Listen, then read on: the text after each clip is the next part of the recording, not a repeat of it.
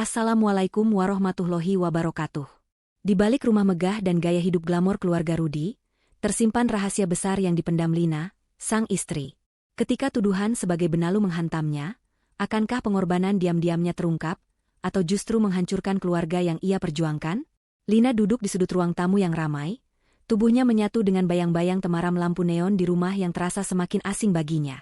Di depannya, layar televisi lebar memamerkan gambar-gambar cerah dari acara hiburan yang tengah ditonton oleh Dika dan Rina, adik-adik Rudy, suaminya. Tawa mereka memenuhi ruangan, bergema di dinding-dinding yang dihiasi dekorasi modern, barang-barang yang, ironisnya, dibeli dengan tabungan Lina sendiri. Namun, keluarga Rudy tak pernah tahu itu. Bagi mereka, semua kemewahan ini adalah hasil kerja keras Rudy, sang tulang punggung keluarga. Lina menghela napas pelan, jari-jarinya meremas ujung baju kaos sederhana yang ia kenakan, pakaian yang kontras dengan busana bermerek yang dikenakan Rina, adik bungsu Rudy, yang tengah asyik menggulir ponsel terbarunya. 3 tahun pernikahan telah membawa Lina ke titik ini. Seorang istri yang memilih diam demi menjaga keharmonisan, meski hatinya terbebani oleh rahasia besar.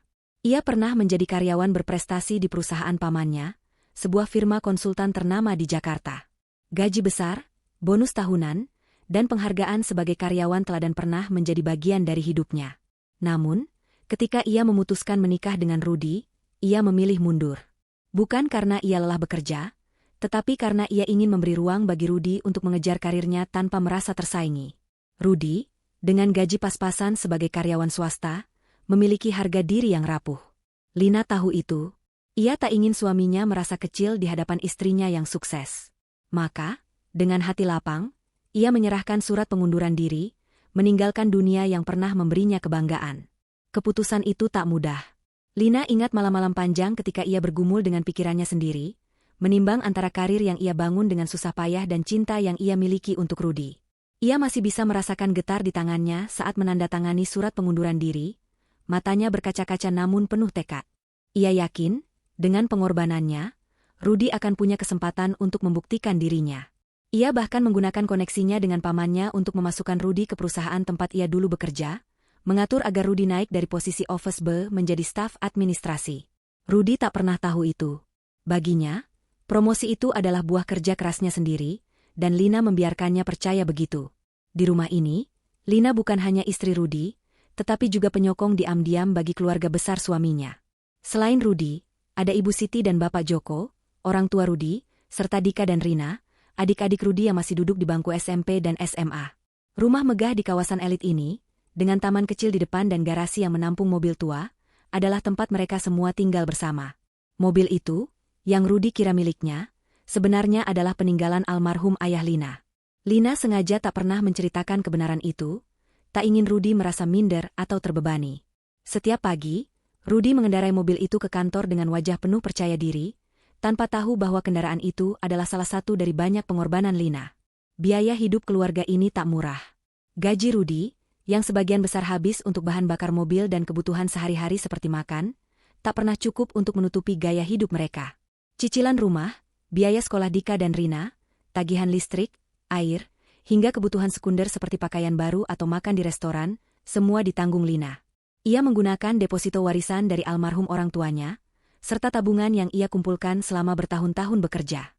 Setiap bulan, ia dengan hati-hati mengatur keuangan, memastikan semua kebutuhan terpenuhi. Tanpa sepengetahuan keluarga Rudy.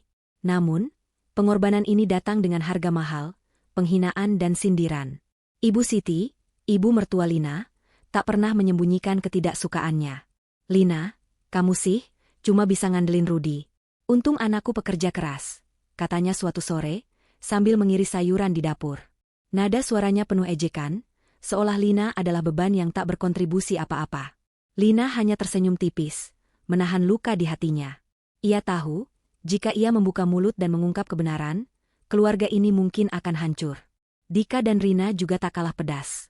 "Kak Lina, mending bantu Mama masak deh, daripada cuma duduk-duduk," celetuk Rina suatu hari, sambil memamerkan tas baru yang, tanpa ia sadari, dibeli dengan uang Lina. Dika, yang lebih pendiam, tak banyak bicara, tapi tatapan sinisnya cukup untuk membuat Lina merasa tak diinginkan.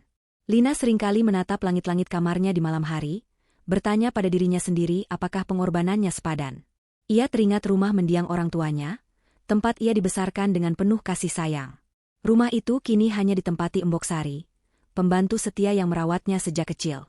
Kakak Lina, Ani, telah pindah ke Jerman setelah menikah, meninggalkan rumah itu dalam kesunyian. Kadang, Lina merindukan hari-hari ketika ia masih bebas, ketika ia bisa tertawa tanpa beban, ketika ia tak perlu menyembunyikan siapa dirinya. Namun, setiap kali ia melihat Rudi pulang dengan wajah lelah namun penuh semangat, ia mengingatkan dirinya mengapa ia melakukan semua ini. Demi cinta, demi keluarga. Hari itu, seperti biasa, Lina bangun pagi-pagi untuk menyiapkan sarapan. Ia menggoreng telur, menyeduh kopi untuk Rudi, dan menyiapkan bekal untuk Dika dan Rina. Ibu Siti duduk di meja makan, mengomentari berita di koran sambil sesekali melirik Lina dengan tatapan penuh penilaian. Rudi beruntung punya istri yang bisa masak, katanya, tapi nada suaranya tak terdengar tulus. Lina hanya mengangguk, sudah terbiasa dengan sindiran yang disamarkan sebagai pujian. Di luar, Rudi sudah menyalakan mobil, bersiap berangkat ke kantor.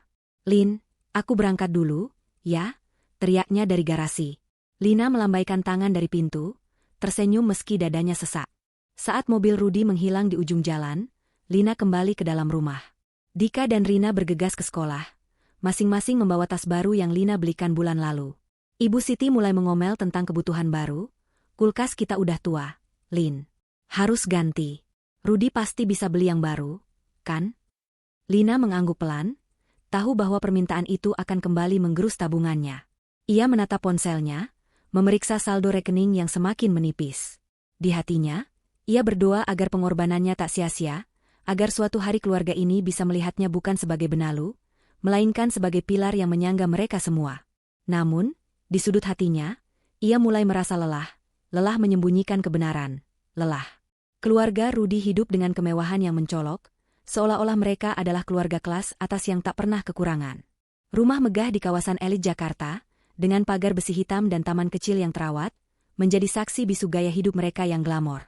Setiap akhir pekan, Ibu Siti dan Bapak Joko kerap mengajak Dika dan Rina untuk makan di restoran mewah atau berbelanja di mal ternama. Pakaian bermerek, sepatu impor, dan gadget terbaru adalah kebutuhan rutin yang tak pernah absen dari daftar belanja mereka. Rina, yang baru berusia 15 tahun, dengan bangga memamerkan ponsel keluaran terbaru kepada teman-temannya di SMA, sementara Dika, yang duduk di bangku SMP, tak mau kalah dengan sepatu basket edisi terbatas yang ia kenakan ke sekolah. Semua itu, tanpa mereka sadari, dibeli dengan tabungan Lina yang semakin menipis. Ibu Siti, dengan keyakinan penuh bahwa Rudi adalah penopang keluarga, tak pernah lelah memuji anaknya. "Rudi itu anak kebanggaanku.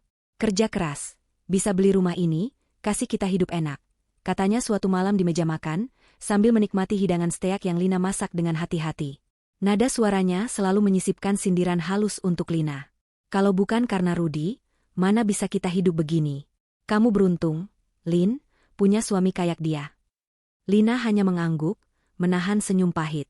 Ia tahu, jika ia membuka mulut, kebenaran akan mengguncang fondasi keluarga ini.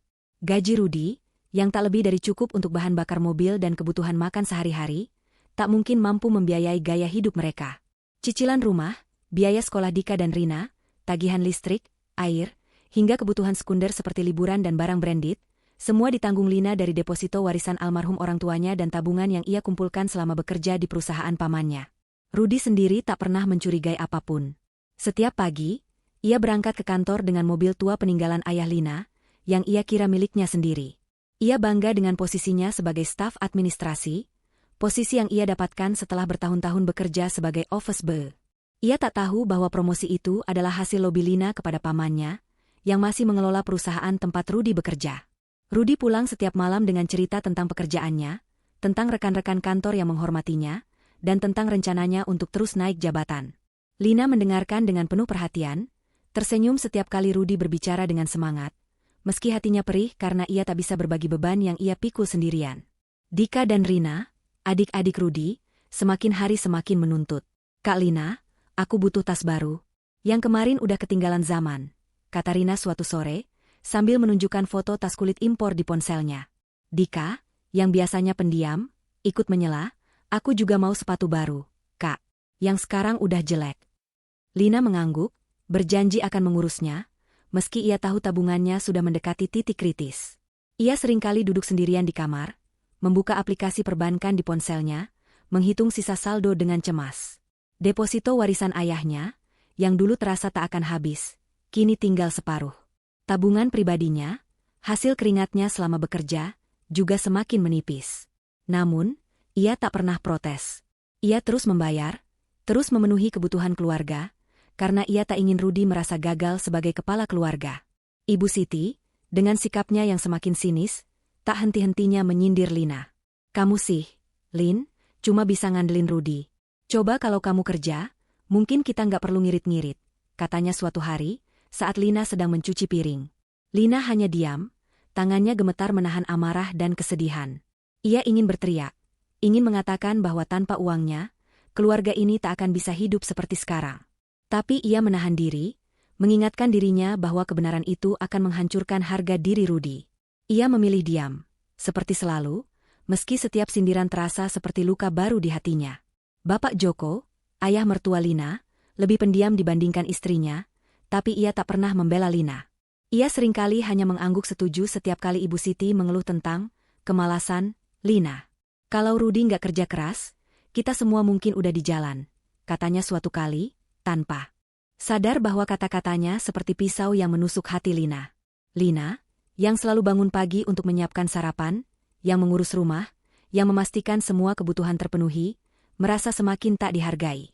Ia mulai bertanya-tanya, sampai kapan ia bisa bertahan hidup dalam bayang-bayang pengorbanannya sendiri. Malam itu, setelah semua orang tidur, Lina duduk di tepi ranjang, menatap foto pernikahannya dengan Rudy. Wajah mereka di foto itu penuh harapan, penuh cinta. Tapi sekarang, cinta itu terasa berat, terbebani oleh rahasia yang ia simpan. Ia merindukan hari-hari ketika ia masih bekerja, ketika ia punya identitas selain menjadi istri Rudy. Ia merindukan rumah orang tuanya, tempat ia bisa menjadi dirinya sendiri tanpa harus menyembunyikan apapun. Tapi ia tahu, ia tak bisa kembali ke masa itu. Ia telah memilih jalan ini, dan ia harus menjalaninya, meski dengan. Lina berdiri di dapur, tangannya sibuk mengaduk sayuran di wajan, tapi pikirannya melayang jauh. Di depan matanya, angka-angka di aplikasi perbankan ponselnya masih terngiang. Saldo tabungannya kini hanya tinggal sepertiga dari jumlah awal, dan deposito warisan ayahnya hampir habis. Selama 3 tahun, ia telah membiayai gaya hidup keluarga Rudy, rumah megah, pakaian branded, gadget terbaru, hingga liburan akhir pekan yang tak pernah murah. Gaji Rudy, yang hanya cukup untuk bahan bakar mobil dan kebutuhan makan sehari-hari, tak pernah bisa menutupi semua itu. Lina tahu, jika keadaan terus begini, tabungannya akan benar-benar habis dalam beberapa bulan. Untuk pertama kalinya, ia merasa ketakutan, bukan hanya karena uang, tetapi karena ia mulai meragukan apakah pengorbanannya selama ini berarti apa-apa. Pagi itu, suasana di rumah terasa lebih tegang dari biasanya. Ibu Siti duduk di ruang makan, mengeluh tentang tagihan listrik yang naik. "Ini pasti karena kamu lupa matiin lampu, Lin," katanya, nadanya penuh tuduhan. Lina hanya mengangguk, sudah terbiasa menjadi sasaran keluh kesah. Dika dan Rina, yang sedang bersiap ke sekolah, tak ketinggalan menambah daftar permintaan. "Kak Lina, aku butuh uang buat study tour minggu depan," kata Dika, sambil memainkan ponselnya. Rina menyela, "Aku juga mau ke dokter mata, lensa kontakku udah nggak nyaman." Lina mencatat permintaan mereka di kepalanya, menghitung-hitung berapa lagi yang harus ia keluarkan. Ia tahu, jika ia menolak, sindiran dan tuduhan akan semakin tajam. Sore itu, setelah Rudy pulang dari kantor, Lina memutuskan untuk berbicara. Ia menunggu momen ketika mereka semua berkumpul di ruang makan, sesuatu yang jarang terjadi karena jadwal masing-masing yang sibuk. Dengan hati-hati, ia membuka pembicaraan, suaranya lembut namun tegas. "Bu, mungkin kita bisa kurangi jalan-jalan dulu. Biaya sekolah Dika dan Rina juga naik, dan tagihan lainnya lumayan banyak," katanya, berusaha terdengar netral. Ia menatap Ibu Siti, berharap ibu mertuanya bisa memahami situasi tanpa perlu penjelasan panjang. Tapi harapannya pupus seketika. Ibu Siti meletakkan sendoknya dengan keras, wajahnya memerah. "Kamu apaan sih, Lina? Ngatur-ngatur? Yang kerjakan Rudy, bukan kamu. Kalau nggak betah hidup sederhana, ya sudah, pergi aja dari sini," katanya, suaranya menggema di ruangan. Lina terpaku, merasakan dadanya sesak. Ia sudah terbiasa dengan sindiran, tapi kali ini kata-kata itu terasa seperti tamparan. Dika dan Rina, yang biasanya hanya menyindir secara halus, ikut menyemprot. "Iya, Kak Lina, Kalau nggak bisa bantu, nggak usah ngomong gitu, kata Rina, nadanya penuh ejekan. Dika menambahkan, kami juga capek. Tahu, sekolah itu nggak gampang. Kakak malah bikin ribet. Lina menunduk, air matanya mulai menggenang. Ia ingin membela diri, ingin mengatakan bahwa tanpa uangnya, mereka tak akan bisa hidup seperti sekarang. Tapi kata-kata itu tersekat di tenggorokannya. Ia tahu, kebenaran itu akan menghancurkan harga diri Rudi, yang saat ini hanya mendengarkan dengan wajah bingung. Ada apa sih, Lin? Kok tiba-tiba ngomong gitu? Tanyanya, nada suaranya campur aduk antara kesal dan penasaran. Lina hanya menggeleng, tak mampu menjawab. Ia merasa seperti orang asing di rumah ini, seperti bayang-bayang yang tak pernah benar-benar dilihat. Malam itu, setelah semua orang pergi ke kamar masing-masing, Lina duduk di tepi ranjang, menatap koper kecil di sudut kamar. Pikirannya kacau. Ia tak bisa lagi menahan beban ini. Sindiran, tuduhan, dan tekanan untuk terus membiayai gaya hidup yang tak pernah ia inginkan. Dengan tangan gemetar, ia mulai mengemasi pakaiannya. Setiap baju yang ia lipat rasa seperti potongan dari hidupnya yang perlahan hancur. Ia tak ingin pergi selamanya, tapi ia butuh ruang untuk bernapas, untuk mengingat siapa dirinya sebelum semua ini. Dengan hati hancur, Lina meninggalkan rumah itu menjelang tengah malam. Ia menaiki taksi menuju rumah mendiang orang tuanya, di ujung kota, tempat yang kini hanya ditempati Embok Sari, pembantu setia yang merawatnya sejak kecil. Rumah itu, dengan dinding-dinding penuh kenangan, terasa seperti pelukan hangat yang sudah lama ia rindukan. Ketika Embok Sari membukakan pintu, wajahnya penuh keheranan melihat Lina datang dengan mata sembab. "Non Lina, ada apa? Kok malam-malam begini?" tanyanya, suaranya penuh kekhawatiran. Lina tak menjawab, hanya menjatuhkan diri ke sofa tua di ruang tamu, air matanya akhirnya tumpah. Di sana, dikelilingi benda-benda yang mengingatkannya pada ayah dan ibunya, Lina menangis sejadi-jadinya. Ia meratapi pengorbanannya yang tak pernah dihargai, kehidupannya yang telah ia serahkan untuk keluarga yang tak pernah melihatnya. Ia teringat wajah ayahnya, yang selalu mengatakan bahwa kebaikan akan selalu kembali. Tapi malam itu, kebaikan itu terasa seperti kutukan. Ia merasa seperti sapi perahan, yang terus diperas hingga tak ada lagi yang tersisa. Rumah ini, dengan semua kenangannya, adalah satu-satunya tempat di mana ia merasa aman, di mana ia bisa menjadi Lina, bukan hanya istri Rudi, bukan hanya penutup rahasia keluarga. Sementara itu, di rumah megah yang ia tinggalkan, Rudi baru pulang dari lembur. Ia masuk ke kamar, mengharapkan Lina menyambutnya seperti biasa. Tapi kamar itu kosong. Ia memanggil-manggil, mencari ke setiap sudut rumah, tapi Lina tak ada. Hanya Ibu Siti yang muncul, dengan wajah acuh. Mungkin dia pergi, Ruth. Orang kayak dia mana betah hidup susah, katanya, tanpa tahu bahwa kata-katanya itu akan menjadi pemicu badai yang lebih besar. Rudi berdiri di tengah ruang tamu, tangannya mengepal, wajahnya memerah karena amarah yang bercampur kebingungan. Kamar yang kosong tanpa kehadiran Lina malam itu terasa seperti pengkhianatan baginya. Ia baru saja pulang dari kantor, tubuhnya lelah setelah seharian bekerja, hanya untuk mendapati istrinya tak ada di rumah. Ibu Siti, yang masih terjaga, duduk di sofa dengan ekspresi acuh, seolah kepergian Lina adalah sesuatu yang sudah ia duga. "Aku bilang juga, Ruth, orang kayak Lina mana betah hidup susah. Mungkin dia kabur karena nggak kuat," katanya, nadanya penuh ejekan. Rudi hanya mengangguk, tak ingin berdebat dengan ibunya, tapi di dalam hatinya, kemarahan mulai membara. Ia merasa dikhianati, merasa Lina tak menghargai perjuangannya sebagai kepala keluarga. Sepanjang malam, Rudi tak bisa tidur. Ia mondar-mandir di kamar, memeriksa ponselnya berulang kali, berharap ada pesan dari Lina. Tapi layar ponselnya tetap kosong. Pikirannya dipenuhi pertanyaan, kemana Lina pergi? Mengapa ia pergi tanpa sepatah kata?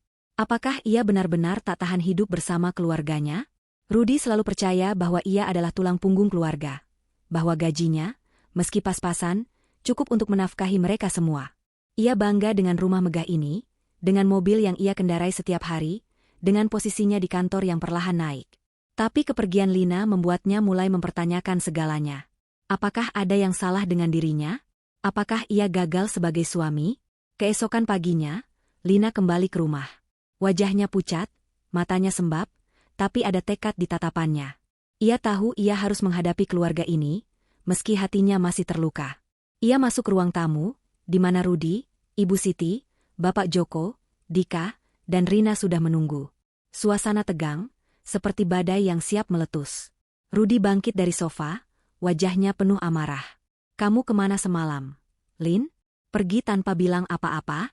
Apa maksudmu kabur begitu?" bentaknya, suaranya menggema di ruangan. Ibu Siti menyela, "Sudah kubilang, Ruth, dia nggak betah hidup susah.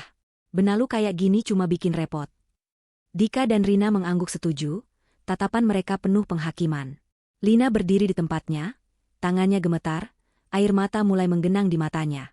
Ia sudah menahan semua ini terlalu lama. Sindiran, tuduhan, dan penghinaan. Ia ingin tetap diam, seperti biasa, tapi kata-kata Rudi yang menyebutnya Benalu menghantam hatinya seperti palu. "Kalau kamu nggak sanggup hidup susah, Lin, mending kita cerai aja," lanjut Rudi, nadanya penuh kemarahan. Kata cerai, itu seperti petir di siang bolong, membuat Lina kehilangan kendali atas emosinya. Ia tak bisa lagi menyembunyikan kebenaran. Dengan suara gemetar dan air mata mengalir deras, Lina akhirnya berbicara. "Rudi, kamu tahu siapa yang masukin kamu ke perusahaan itu?" "Aku. Omku yang bantu angkat kamu dari OB jadi staf. Mobil yang kamu pakai, itu peninggalan ayahku. Rumah megah ini, cicilannya, gaya hidup kalian semua, itu semua dari tabunganku dan warisan orang tuaku. Gajimu, habis buat bensin dan makan sehari-hari. Aku rela hidup berdesakan di sini, aku rela disindir tiap hari, demi kamu, demi keluarga ini." Suaranya pecah, isakannya mengisi keheningan ruangan. Ia menutup wajahnya dengan tangan, tubuhnya terguncang oleh tangis yang tak bisa ia tahan lagi. Ruangan itu hening, seperti waktu berhenti. Rudi terpaku, wajahnya pucat pasi, matanya melebar karena tak percaya. Ibu Siti menutup mulutnya dengan tangan, matanya berkaca-kaca. Bapak Joko menunduk, tangannya mencengkeram lengan kursi. Dika dan Rina saling pandang, wajah mereka penuh rasa bersalah. Mereka semua tersentak oleh kebenaran yang baru saja Lina ungkapkan. Rumah megah yang mereka banggakan, mobil yang Rudi kira hasil keringatnya, posisi Rudi di kantor, semua itu ternyata buah pengorbanan Lina, yang selama ini mereka anggap sebagai Benalu. Rudi merosot ke lantai, lututnya lemas. Ia menatap Lina dengan mata penuh penyesalan. "Lin, aku nggak pernah tahu," katanya, suaranya parau, air mata mulai mengalir di pipinya. Ia merasa dunianya runtuh. Selama ini, ia bangga menjadi tulang punggung keluarga, tapi kini ia tahu bahwa semua itu hanyalah ilusi yang dibangun oleh pengorbanan istrinya. Ia merangkak mendekati Lina, memeluk kakinya, dan menangis seperti anak kecil. "Maafkan aku, Lin, aku bodoh, aku nggak tahu apa-apa," isaknya. Ibu Siti, yang selama ini menjadi sumber sindiran terkeras, berdiri dengan tubuh gemetar. Ia mendekati Lina, air mata mengalir di wajahnya yang sudah keriput. "Lina, ibu salah. Ibu nggak tahu kamu rela ngorbankan segalanya buat kami. Ibu kira kamu cuma..." Suaranya terputus oleh isakan. Ia memeluk Lina, tubuhnya terguncang oleh penyesalan. Dika dan Rina, yang biasanya penuh gengsi, tak bisa menahan air mata mereka. "Kak Lina, maaf, kami nggak tahu tas, sepatu, semua itu dari kakak," kata Rina, suaranya lirih. Dika hanya menunduk, tak mampu berkata apa-apa, rasa malunya terlalu besar. Lina, meski hatinya masih terluka, mengangguk lemah. Ia merasa lega, tapi juga hampa. Kebenaran yang ia ungkapkan telah mengubah segalanya, tapi luka-luka yang ia terima selama ini tak akan hilang begitu saja. Ia menatap keluarga di depannya, yang kini menangis penuh penyesalan, dan melihat secercah harapan. Mungkin, setelah ini, mereka akan belajar menghargai pengorbanannya. Mungkin, mereka bisa bersama-sama membangun kehidupan yang... Rudi masih berlutut di lantai, air matanya membasahi karpet mahal yang, kini ia tahu, dibeli dengan tabungan Lina. Isakannya penuh penyesalan, mencerminkan kehancuran harga dirinya yang selama ini ia bangun di atas kebohongan yang tak ia sadari. "Lin, aku nggak pantas jadi suamimu," katanya, suaranya parau, hampir tak terdengar. Ia menatap Lina dengan mata merah, penuh rasa bersalah yang tak bisa ia ungkapkan dengan kata-kata. Selama 3 tahun, ia percaya bahwa ia adalah pahlawan keluarganya, pria yang mampu menafkahi orang tua dan adik-adiknya, yang mampu memberikan kehidupan layak bagi istrinya. Kini, kebenaran yang Lina ungkapkan telah merobek ilusi itu, meninggalkan luka yang dalam di hatinya. Lina berdiri di tengah ruang tamu, tubuhnya masih gemetar setelah mengeluarkan semua rahasia yang ia pendam selama ini. Air matanya sudah berhenti, tapi dadanya masih terasa sesak. Ia menatap Rudi, suami yang ia cintai, yang kini terlihat begitu kecil dan rapuh di depannya. Di samping Rudi, Ibu Siti menangis terseduh, tangannya memegang bahu Lina seolah tak ingin melepaskannya. Lina, ibu nggak tahu apa-apa. Ibu kira kamu cuma istri yang nggak ngapa-ngapain. Ibu salah, nak. Maafin ibu, katanya, suaranya penuh penyesalan. Bapak Joko, yang selama ini lebih banyak diam, menunduk dalam, tangannya mencengkeram lengan kursi hingga buku-bukunya memutih. Ia tak berkata apa-apa, tapi wajahnya menunjukkan rasa malu yang mendalam. Dika dan Rina, yang biasanya penuh gengsi dan tak pernah kehabisan kata untuk menyindir, kini hanya bisa menunduk. Rina, dengan ponsel mahal yang ia pegang erat, menangis pelan. Kak Lina, aku nggak tahu semua itu dari kakak. Tas, sepatu, ponsel ini, aku kira Mas Rudi yang beli. Katanya, suaranya lirih, penuh rasa bersalah. Dika, yang selalu pendiam, akhirnya angkat bicara, suaranya gemetar. Kak, maaf. Aku nggak pernah mikir, aku cuma mikir buat diri sendiri. Aku malu, Kak. Ia menunduk lebih dalam, tak mampu menatap wajah Lina. Lina mendengarkan semua permintaan maaf itu dengan hati yang campur aduk. Di satu sisi, ia merasa lega karena kebenaran akhirnya terungkap. Tak ada lagi rahasia yang harus ia pendam, tak ada lagi beban untuk berpura-pura. Tapi di sisi lain, luka yang ia terima selama 3 tahun ini. Sindiran, tuduhan, dan perasaan tak dihargai, masih terasa nyata. Ia menatap keluarga di depannya, yang kini menangis dan meminta maaf. Tapi ia tahu bahwa kata-kata tak akan bisa menghapus semua yang telah terjadi. Ia mengangguk lemah, mencoba tersenyum meski hatinya masih perih. Aku cuma ingin kita hidup baik-baik, Ruth. Aku nggak pernah minta apa-apa selain kalian hargain aku, katanya, suaranya pelan tapi penuh makna. Rudi bangkit dari lantai, wajahnya masih basah oleh air mata. Ia mendekati Lina, memeluknya erat, seolah takut kehilangan. Aku janji, Lin. Aku akan jadi suami yang lebih baik. Aku akan kerja lebih keras. Aku akan bantu kamu. Aku nggak mau kamu ngerasa sendirian lagi, katanya, suaranya penuh tekad. Lina memeluknya kembali, merasakan hangatnya pelukan Rudi setelah sekian lama. Meski hatinya masih terluka, ia merasa ada secercah harapan. Mungkin, kejujuran ini adalah awal dari perubahan. Ibu Siti, yang kini duduk di sofa dengan wajah penuh penyesalan, berjanji untuk mengubah sikapnya. Lina, mulai sekarang, ibu akan hargain kamu. Ibu akan bantu di rumah, gak akan nyindir lagi. Kita keluarga, nak. Kita harus bareng-bareng, katanya, suaranya tulus. Bapak Joko, meski masih tak banyak bicara, mengangguk setuju. Kamu anak baik, Lina. Kami yang salah selama ini, katanya, suaranya pelan tapi berat. Dika dan Rina, dengan rasa malu yang masih terpancar di wajah mereka, berjanji untuk lebih hemat dan tak lagi menuntut barang-barang mewah. Kak, aku nggak akan minta apa-apa lagi. Aku mau bantu di rumah, mungkin nyari kerja sampingan buat biaya sekolah, kata Dika, untuk pertama kalinya menunjukkan kedewasaan. Rina mengangguk, menambahkan, aku juga, Kak. Aku akan simpen ponsel ini baik-baik. Maaf karena selama ini aku egois. Lina mendengarkan semua janji itu, hatinya mulai terasa ringan. Ia tahu, perubahan tak akan terjadi dalam semalam. Luka yang ia terima selama ini akan butuh waktu untuk sembuh, dan kepercayaannya pada keluarga ini harus dibangun kembali. Tapi untuk pertama kalinya, ia merasa dilihat, bukan sebagai benalu, bukan sebagai bayang-bayang, tapi sebagai Lina, wanita yang telah mengorbankan segalanya demi keluarga yang ia cintai. Malam itu, setelah semua emosi reda, Lina dan Rudi duduk bersama di teras rumah. Langit Jakarta dipenuhi bintang, meski tertutup sebagian oleh gemerlap kota. Rudi memegang tangan Lina, matanya penuh tekad. Lin, mulai sekarang, kita akan bagi beban ini bersama. Aku akan cari cara supaya gajiku cukup. Mungkin aku akan minta lembur atau cari kerja sampingan. Aku nggak mau kamu ngerasa sendirian lagi, katanya. Lina tersenyum, kali ini tulus. Aku cuma mau kita jujur. Ruth, kalau kita bareng-bareng, aku yakin kita bisa. Jawabnya. Di dalam rumah, Ibu Siti mulai merapikan dapur, sesuatu yang jarang ia lakukan karena selama ini ia menganggap itu tugas Lina.